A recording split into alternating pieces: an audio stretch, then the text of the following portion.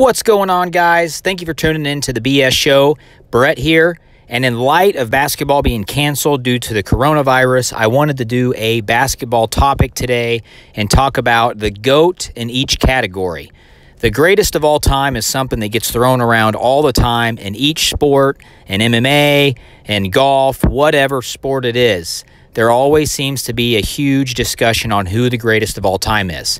And in my opinion, it is always up for debate because the games and every sport have changed so dramatically over the course of the years and the lifetime of the sport that it's hard to compare a player from, let's just say, the 70s to a player in today. It's hard to compare a three-point shooter in the NBA from today as it was in the 90s. But I came across this list on Instagram, and it is actually pretty cool because they have broken down each category, who they think is the greatest player, the greatest shooter, etc., and then they gave a runner-up. So I wanted to create this video kind of just for some discussion on the BS Show, kind of get some creative juices flowing and see what you guys think.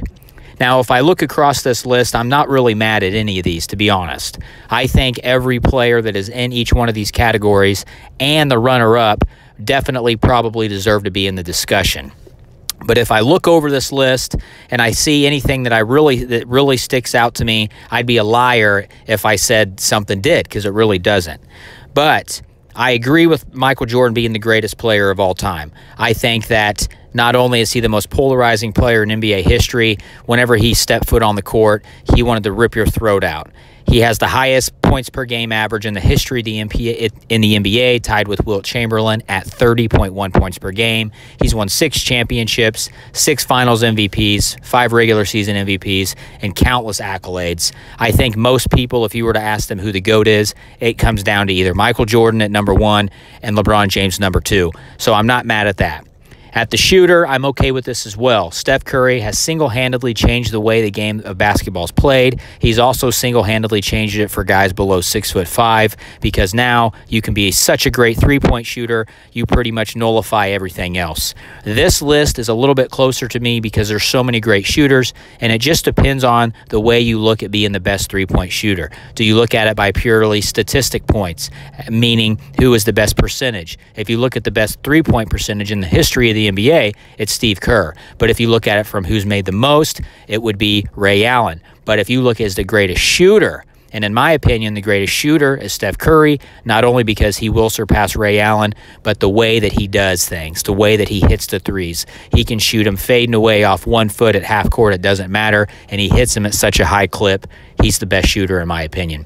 The big man, if there's one thing that glares to me on this list, the most, it would be the big man. I think the big man is a really hard one to break down. You got the Wilt Chamberlains of the world. You got the Kareem Abdul-Jabbars, who they have listed here. You got the Shaquille O'Neals, the Hakeem Olajuwons. All of those players were very dominant in their own way. I'm not super mad at Kareem being number 1. He is the all-time NBA's leading scorer. He's got multiple rings. He's got more regular season MVPs than anybody in the history of the NBA with 6. I'm not mad, but I don't think he dominated like Shaq. Shaq came in the league, just dominated. He was a brute force on offense. He was a brute force on defense, and he was so damn big. That guy could just move at that size. It was unreal. But Wilt did have that unstoppable sky hook, and he pretty much dominated the 70s and 80s in the NBA. Not mad about that one either. The greatest winner of all time, you got Bill Russell. He won, I believe, 9 or 10 rings in 12 or 13 years. Really no discussion on that. They have Jordan as the runner-up, and if you look at the common era in the 90s, he won 6 out of 8 rings. Very possibly could have won 8 rings straight. But as far as the greatest winner, and you only look at games won and championships, Bill Russell has to be up there. Greatest playmaker. Playmaker could be a lot of things. I'm taking it as the point guard that finds his players. You can't argue with Magic Johnson. You can't argue with the runner-up John Stockton. John Stockton has the most assists in NBA history, and Magic Johnson was a part of the Showtime Lakers. I mean, playmaker, Showtime go right together. Magic Johnson's cool with me. Let's see, what else do we have on here? We got the best defender, Bill Russell. That's one thing he was known for. I think that one can be kind of a hit too, just because he played in a time where there wasn't as much talent. There wasn't a lot of big guys. There wasn't a lot of guards that were really quick and that could shoot it from outside at a high clip. So I think you could put people like Bill Russell, obviously. Michael Jordan was an amazing defender. You got guys like Kawhi Leonard in the modern day, like today's day. But over the course of the NBA, you got Bill Laimbeer, very feared. You got Ben Wallace. I mean, you got a lot. That one is pretty debatable to me.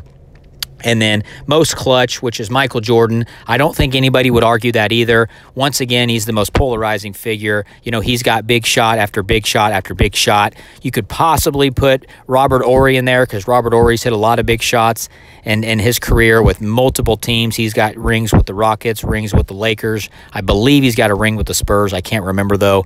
But you could make an argument for Robert Horry. You can make an argument for Kobe. Kobe always hit big shots. And even LeBron, late in his career, he's starting to hit some big shots.